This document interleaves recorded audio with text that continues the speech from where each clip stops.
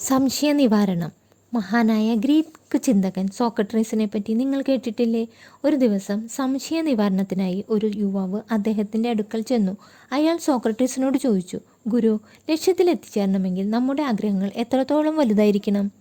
സൂര്യന് കീഴെയുള്ള ഏതൊരു വിഷയത്തെക്കുറിച്ചും ആഴത്തിൽ അവഹാവമുണ്ടായിരുന്നു സോക്രട്ടീസിന്. തന്നോട് സംശയ നിവാരണത്തിനായി വരുന്ന ആളുകളോട് ചോദ്യങ്ങൾ ചോദിച്ച് അവരുടെ ജിജ്ഞാസ വർദ്ധിപ്പിക്കുകയും സ്വയം ഉത്തരം കണ്ടെത്താൻ അവരെ പ്രേരിപ്പിക്കുകയും ചെയ്യുന്ന രീതിയായിരുന്നു സോക്രട്ടീസ് വിവരവ്യാപനത്തിന് സ്വീകരിച്ചിരുന്ന രീതി. നിങ്ങൾ നാളെ രാവിലെ പുഴക്കരയിലേക്ക് വരിക, ഞാനത് വിശദീകരിക്കാം.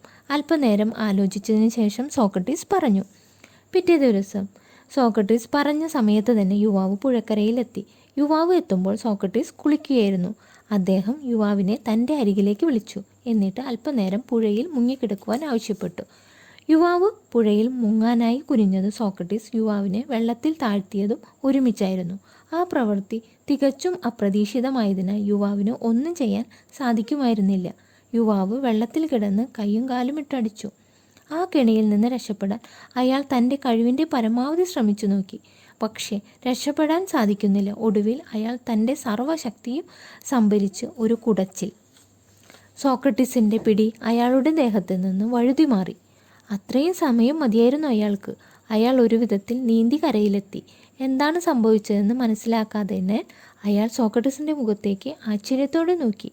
വെള്ളം കുടിച്ച് പരവശനായിരുന്ന യുവാവിനോട് അദ്ദേഹം ചോദിച്ചു, വെള്ളത്തിനടിയിലായിരുന്നപ്പോൾ നിനക്കെന്ത് തോന്നി? പ്രാണവായു ലഭിക്കണമെന്ന് തോന്നി. അത് വെറും ആഗ്രഹമായിരുന്നോ അതോ ലക്ഷ്യമായിരുന്നോ? അതില്ലെങ്കിൽ മരിച്ചു പോകുമെന്ന് തോന്നി. എന്തു വില കൊടുത്തും അത് നേടിയെടുക്കാൻ തയ്യാറായി. സോക്രട്ടീസ് ചിരിച്ചുകൊണ്ട് പറഞ്ഞു, അതെ, നിങ്ങൾക്കപ്പോൾ നിങ്ങളുടെ സംശയത്തിന് ഉത്തരം കിട്ടിക്കാണുമല്ലോ.